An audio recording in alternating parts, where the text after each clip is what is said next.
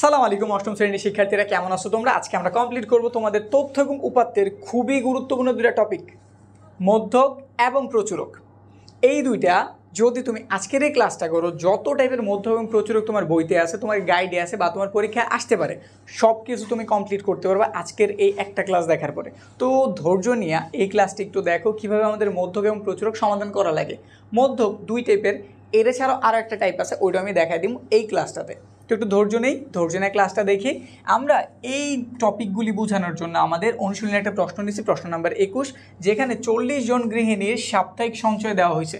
ধরো এক সপ্তাহে সে 155 টাকা জমাইলো, এরপর সপ্তাহে 173 টাকা, এইরকম কইরা কতজন গৃহিণীটা নিচ্ছে? 40 জন গৃহিণী এই টাকাগুলি জমাইছে। প্রথম কাজই হইতেছে আমাদের ক নাম্বারে উপাত্তগুলিকে মানের ঊর্ধ্বক্রমে সাজাইতে হইব। আমি তো শিখাইতেছি মধ্যক এবং প্রচুরক, তাহলে এখানে আমি এই জিনিসটা তুলছি কেন? আমরা মধ্যক করি বা প্রচুরক করি, যেটাই করি, এই দুটা করার সময় প্রথম কাজই হইতেছে তোমার মানগুলিরে ঊর্ধ্বক্রমে সাজাইতে হইব অথবা অর্ধক্রমে, কিন্তু আমরা সবগুলি করবো ঊর্ধ্বক্রমে। ঊর্ধ্বক্রম কারে বলে? যদি আমরা ছোট থেকে বড় আকারে মানগুলি সাজাই, ওটার কি বলা হয়? ঊর্ধ্বক্রম। ছোট মান আগে, তারপরে এর বড়টা, তারপরে তার বড়টা, এইভাবে যদি ছোট থেকে বড় আকারে সাজাই, ওগুলো আমরা কি বলি? ঊর্ধ্বক্রম। তাহলে প্রথম কাজ কি? এই 40টা মানের তুমি ঊর্ধ্বক্রমে সাজাও। তো লিখতে আসি 21 কত ক নাম্বার মানের ঊর্ধ্বক্রমে সাজা। এগুলো আমাদের উপাত্ত, সঞ্চয় না লিখে আমরা জাস্ট লিখে দিলাম উপাত্ত সমূহকে। উপাত্ত মানে যে তথ্য আমাদের দিয়েছে ওইটা, আসলে যে ডাটা আমাদের দিয়েছে ওইটা। উপাত্ত সমূহকে মানের ঊর্ধ্বক্রমে সাজাই।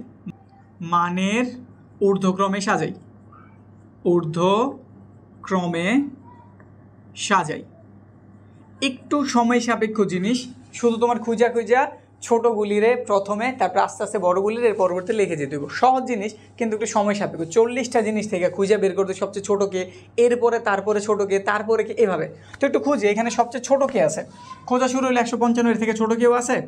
আগেতেছি 43 পাইছি, এর থেকে ছোটো কেউ, এখানে একটা 132 পাইছি, এর থেকে ছোটো কেউ খুঁজি। 122, এর থেকে ছোটো কেউ নাই, তাহলে বোঝা গেল সবচেয়ে ছোটোকে 122। এটা একটু দাগ দিয়ে দাও, তাহলে একটু হেল্প পাইবা। তো লিখলাম আমরা এখানে 122। এরপরে খুঁজি কে আছে? এইখানে 125 দেখা গেছে, দেখি এর থেকে ছোটো কেউ আছে কিনা। 125 থেকে ছোটো কেউ আমরা খুঁজতেছি, না পাওয়া যায়নি, তাহলে বোঝা গেল 125, এরপরের ছোট 125। বুঝতে পারছি? এইভাবে তোমার খুঁজা মানগুলি লিখতে হবে। আমি যখন 40টা মানে খুঁজা লিখতে যাই, এইখানে আমার আধা ঘন্টা লেগে যাবো নাকি, যদি বুঝাই নিতে চাই। তো আমরা সবগুলি মান ঊর্ধ্বক্রমে সাজাই নিই, তারপর আমি বাকি বিষয়টা বুঝাইতেছি। শেষ, আমাদের সব তোলা হয়ে গেছে। আশা রাখি তোমরাও তুলতে পারছো। তোলার পরে শুধু একটা জিনিস একটু খেয়াল করবা, তুমি এখানে সবগুলি মান তুলছো কিনা। এখানে যেমন 40টা ছিল, এখানেও তোমার 40টা মান আছে কিনা একবার একটু কইনা দেখে নিবা। আমাদের ক নাম্বার কমপ্লিট। ধরো এবার ক নাম্বারের হিসাবে এখানে নাই, তোমাদের শুধু জানতেছে মধ্যক কত, তো তাও তোমার এভাবে এটার ঊর্ধ্বক্রমে সাজাইতে হইব। ঊর্ধ্বক্রমে সাজাইছো, এবার তুমি মধ্যক বের করতেছো, কিন্তু প্রথমে তোমার চেক দিতে হবে এখানে আসলে মান কয়টা দেওয়া আছে, মানে আমাদের উপাত্ত কয়টা দেওয়া। তো দেখি উপাত্ত এখানে কয়টা দেওয়া? 40টা। তো লিখতেছে এখানে, এটা কিন্তু আমরা মধ্যকের নিয়ম করতেছি, এখানে উপাত্ত n সমান 40টি, যা একটি কি সংখ্যা? যা একটি জোড় সংখ্যা। এটা অবশ্যই লিখতে হইব, কারণ আমাদের মধ্যক দুই ধরনের হয়, একটা জোড় সংখ্যার জন্য আর একটা বিজোড় সংখ্যার জন্য। ম্যাক্সিমাম ক্ষেত্রে তুমি জোড়েরটার দেখা পাইবা, কিন্তু সৃজনশীল করতে গেলে তুমি বিজোড়টার দেখাও পাইতে পারো। এর জন্য আমরা দোনোটা শিখাই দেব। এখন এটা কি জোড় সংখ্যা ছিল, তো আমরা লিখছি এখানে উপাত্ত n = 40টি, n সমান 40টি, যা একটি জোড় সংখ্যা। তো মধ্যকের সূত্র, তো সুতরাং মধ্যক সূত্রটা কি? সহজ একদম। একটা দাগ দিয়ে নিচে 2 লিখে দাও। একটা দাগ দিলে নিচে কত লিখে দিচ্ছ? 2, মানে 2 দিয়ে ভাগ করতেছে। এবার কারে ভাগ করতেছি? n লেখো, n এর আবার 2 দিয়ে ভাগ দাও। লেখো তমপদ প্লাস, মানে যোগ চিহ্ন দিলে আবার এটাই লেখো n/2, তার সাথে আবার 1 যোগ কর, মানে এটার থেকে আমি একটা ঘর বেশি নিলাম। এইখানে যত নাম্বার পদই আছে তার থেকে আমি 1 কত করছি? বাড়াই নিছি। আবার এটার সাথে লাগাই দাও তমপদ, ব্যাস, তুমি সূত্র যাই না গেছো। এটা আমাদের মধ্যক নির্ণয়ের সূত্র, যদি মধ্যক মানে উপাত্ত আমাদের জোড় সংখ্যক হয়। কেমন হয়? জোড় সংখ্যক। এবার মান বসাই। n এর মান কি তুমি জানছো না? n এর মান কত? 40। তাহলে বসাই দাও এখানটাতে 40/2, সাথে কি তমপদ, যোগ চিহ্ন আছে দিয়ে দিলাম। n এর মান কত? 40 দিয়ে দাও। নিচে কত আছে? 2, সাথে 1 যোগাকার আছে, ব্রেকেট অ্যাড করো, লেখা দাও তমপদ। নিচে একটা ভাগ 2 ছিল, দিয়ে দাও, প্রতিবার দিয়ে দিবা। 40 2 দ্বারা ভাগ করলে কত হয় 20, তো লেখো এখানে 20তম পদ যোগ 40 2 দ্বারা ভাগ করলে আবারও কত 20, 20-এর সাথে আবার 1 যোগ করতেছে, তাহলে কত হলো 21, 21তম পদ, নিচে কত 2, 20 নাম্বার পদ। এই যেগুলোর যে তুমি সাজাইছো এইখানে মূলত এই 20তম পদ খোঁজার জন্যই তার আমি সাজাইছি, এই 20তম পদটা খুঁজে পাওয়ার জন্য তার আমি কী করছি সাজাইছি। এবার একটু খুঁজি 20 নাম্বার পদ কই আছে, 1 2 3 4 5 6 7 8 9 10 11 12 13 14 15 16 17 18 19 20, 20 নাম্বার কি আছে 150, তো এখানে লিখে দিলাম আমি 150 যোগ আবার 21তম পদ নিতে হবে, 21তম পদ কি তার পরেরটা না, আবার 150, নিচে 2, দুটার যোগ করলে কত পাওয়া যায়, অবশ্যই 300 পাওয়া যাব, তার যদি 2 দ্বারা ভাগ করো আবার কত পাওয়া যাব 150, তাহলে তোমার মধ্যক কত 150। বিষয় কি ক্লিয়ার, বুঝছি? এটা আমাদের মধ্যক। জোড় সংখ্যক পদ থাকলে আমাদের মধ্যক নির্ণয়ের সূত্র এই যে এটা, নিচে 2 উপরে n/2 বা n/2তম পদ, n/2 যোগ 1তম পদ, মান বসাইবা, যত পাইছো ফাইনালি খুঁজা এই ঊর্ধ্বক্রম থেকে ওটা খুঁজা বের করবা। যেন 20 নাম্বার কই আছে, আমি 20টা ঘর গেলাম, এখানে 15 বেরোচ্ছে, তুমি খুঁজে 15 নাম্বারে যাইবা, 16 নাম্বারে যাইবা, বের করবা, এই সব প্রক্রিয়া, আর কিছু কিন্তু না, বুঝতে পারছি? এখন যদি এই মানটা আমাদের জোড় সংখ্যক না থেকে বিজোড় সংখ্যক থাকতো, কত থাকতো বিজোড় সংখ্যক, তাইলে কি হইতো ঘটনা, ধরো আমি এখান থেকে একটা মান বাড়াই দিলাম বা কমাই দিলাম, ধরো 175 আমি বাদ দিয়ে দিলাম, 175-এ কী করলাম বাদ দিয়ে দিলাম, 175 যে ঘরটা আছে এটার কী করছি আমি বাদ দিয়ে দিচ্ছি, তাহলে ঘর কয়টা হইলো, তাহলে আমার দূরত্ব কিন্তু এখন আর 40টা নেই, কয়টা হয়ে গেছে 39টা হয়ে গেছে। তো এখানে লিখে দিলাম, এটা কিন্তু মোটামুটি আমরা বাদ রাখছি, ঠিক আছে, বিজোড়টা বোঝানোর জন্য এটা কি দিলাম বাদ দিলাম, আমাদের ঘর তেলে কয়টা হয়েছে 39। এখন আমাদের মধ্যক নির্ণয়ের সূত্রই পুরো চেঞ্জ হয়ে যাবে। মধ্যক নির্ণয়ের সূত্র কি, মধ্যক নির্ণয়ের সূত্র এটা একটু ক্লিয়ার করে নিয়ে তারপর বুঝাইতেছি। একদম সহজ, n লিখবা, তার সাথে 1 যোগ করবা, 2 দিয়ে ভাগ দিয়ে দেবা, ব্যাস শেষ। তম পদ বিজোড় হইলে কাজটা এত ইজি। এখানে তাহলে কি লিখে দিতেছি আমরা বিজোড়, এনের মান কত, এনের মান তো আমরা 39 জানছি, লিখে দিলাম, তার সাথে 1 যোগ করলাম, নিচে 2 দিয়ে দিলাম, তম পদ যোগ করলে হইল 40, নিচে 2 তম পদ, ভাগ দিলে 20 হইল 20তম পদ। 20তম পদের মান কত গই না দেখো, এই যেটাই তো পাওয়া যাবে নাকি 150, তো লেখা দাও 150, বুঝছি? বিজোড় হইলে কাজ আমাদের আরও বেশি ইজি, জোড় হইলে একটু লম্বা সূত্র, কিন্তু বিজোড় হইলে ইজি সূত্র, জটিল কিন্তু না, জোড়ের সূত্রটাও ইজি কিন্তু বিজোড়ের সূত্র তার থেকেও বেশি ইজি। এভাবে আমরা মধ্যক নির্ণয় করতে পারি। তো মধ্যক অবিন্যস্ত থাকলে আমরা এই নিয়মে মধ্যক বের করতে পারি। বিন্যস্ত হলে কীভাবে বের করা লাগে ওইটাও দেখাইতেছি, আগে একটু প্রচুরকটা দেখাই নিই। প্রচুরকটা একদম সহজ, শুধু একটা কাজই তুমি এভাবে আগে সাজাইবা, সাজানো হয়ে গেছে, এর তো আমরা আমাদের নিজের মতো করে বাদ দিছিলাম, এটা আবার ফিরে আনলাম। আমরা এখন কি বুঝাইতেছি, আমরা এখন প্রচুরক বুঝাইতেছি। এইখানে আমাদের 175 যেমন আছে ঠিক ওইটাই, এইটুকু মুছে এখন আমরা প্রচুরক বুঝাই। প্রচুরক এই কথাটা আসলে কি বোঝায়, প্রচুরক পরিমাণে কি বেশি, প্রচুর, এটাতে তো আমরা প্রচুরক বলি নাকি। তো এইখানে একটু তুমি এই মানগুলি যে সাজাচ্ছি একটু তাকায় দেখো তো কোন মানটা সবচেয়ে বেশি আছে। 22 একটাই আছে, 25 একটা আছে, 32 একটা, 35 একটা, সব একটা। এখানে 40 একটা, দুইটা, তিনটা, 140 কয়টা পাওয়া গেছে, একটা, দুইটা, তিনটা, বেশি পাওয়া গেছে। তারপর আবার দেখি 143 একটাই, এদিক থেকে কোনো মান 150 দুইটা আছে। তারপর আরও একটু তাকায় দেখি কেউ বেশি আছে কি না, না ওইরকমভাবে তিনটার কোনো জায়গায় পাওয়া যেতেছে না। সবচেয়ে বেশি তাহলে 140 আমরা পাইছি কয়বার, 3বার। যদি এইরকম কোনো মান পাওয়া যায় যে পরিমাণ অনেক বেশি পরিমাণ আছে, সবচেয়ে বেশি পরিমাণ আছে, ওইটাই আমাদের প্রচুরক। একটু বাংলা কথা লিখতে হইব, এখানে 140 সর্বাধিক, সর্বাধিক মানে সবচেয়ে বেশি কয়বার আছে, 3বার আছে। সুতরাং প্রচুরক 140, ব্যাস এটাই আমাদের অ্যান্সার। বুঝতে পারছি, একদম সহজ না। এখন আমাদের এটা এরকমও হইতে পারে, আমাদের এখানে যেমন 140 শুধু একটা মানে 3বার দেওয়া ছিল, এমন হইতে পারতো এখানে 150 একটা, দুইটা, তিনটা, আরও একটা আছে, তাহলে আমাদের 150 কি হইতো, প্রচুরক হইতো। বুঝতে পারছি, 150 কি হইতো, প্রচুরক হইতো যদি এইখানে আরও একটা 150 থাকতো। সর্বাধিক যে থাকবো সেই প্রচুরক, সর্বাধিক এমন হতে পারে একটা সংখ্যাও থাকতে পারে, দুইটা বা তিনটা সংখ্যাও থাকতে পারে। আর যদি কেউ না থাকে, ধরো এখানে সব আছে একটা একটা করে, কোনো মানে রিপিট হয় নাই, কোনো মানে বেশিবার নাই, তাহলে এখানে কোনো প্রচুরকই থাকবো না, এখানে কোনো প্রচুরকই থাকবো না। বা সব মান দুইটা দুইটা করে আছে, ডাবল করে প্রতিটা মান দুইটা করে আছে, তাহলে ওখানে কোনো প্রচুরক নেই। ঠিক আছে, বুঝতে পারছি। প্রচুরক যেমন এইরকম একটাও হইতে পারে, এরকম একাধিকও হইতে পারে। এখানে 140 একটা দুইটা তিনটা ছিল সবচেয়ে বেশি, এই জন্য 140 হয়েছে।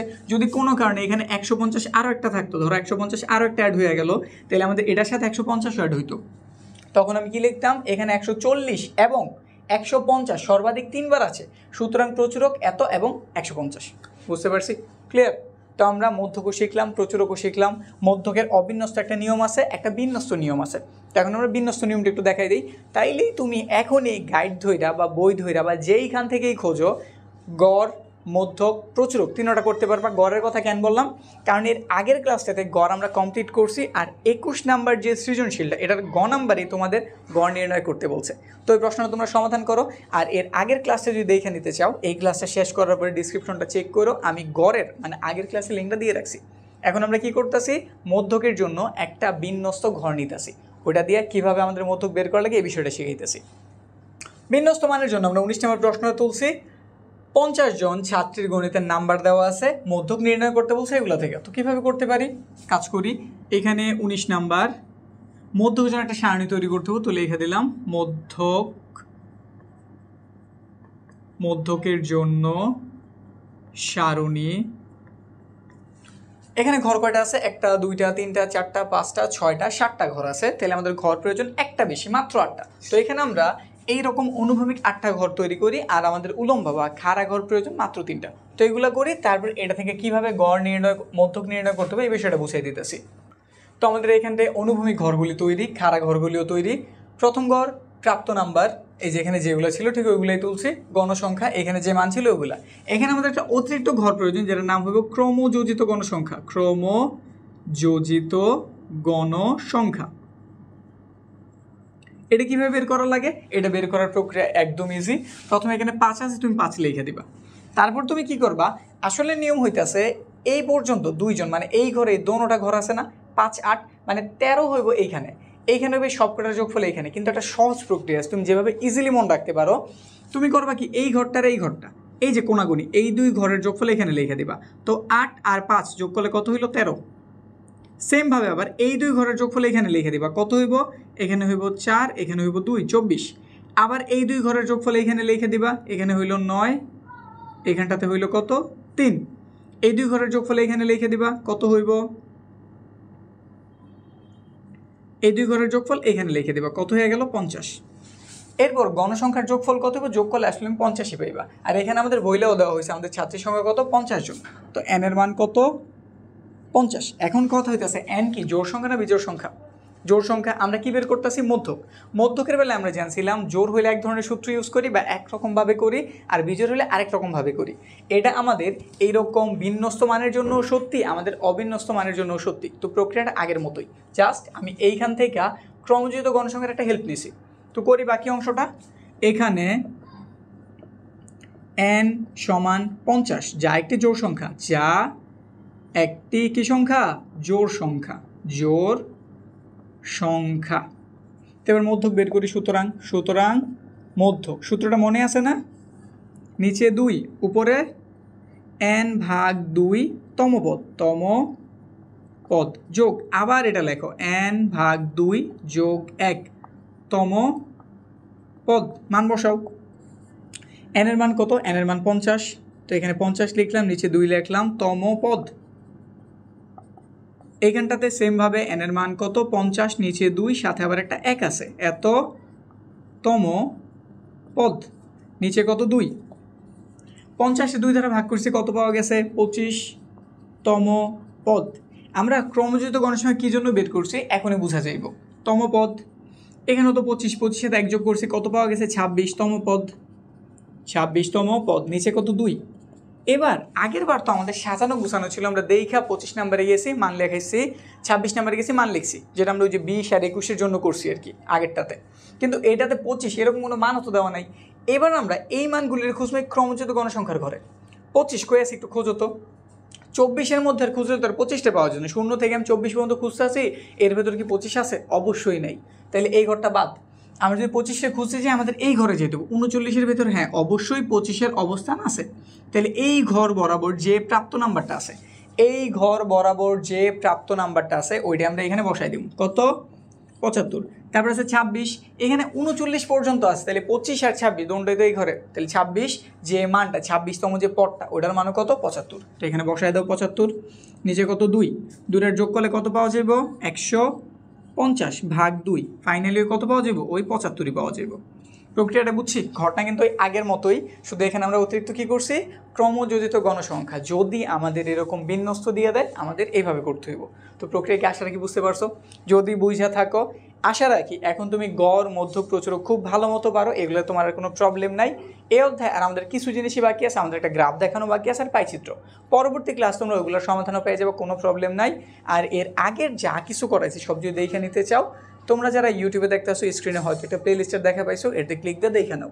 আর যারা অন্য কোনো প্ল্যাটফর্মে আছো ডিসক্রিপশনটা চেক করো, আমি আগের সব ক্লাসের লিঙ্ক দিয়ে রাখছি। তো আজকের ক্লাসে এই পর্যন্তই, দেখা হইতেছে সামনের ক্লাসে। আর হ্যাঁ অবশ্যই এই নিয়মটা যে শিখলা বই থেকে, এই নিয়মগুলি দেখে তুমি একটু ট্রাই করো যে পারতাছো কিনা।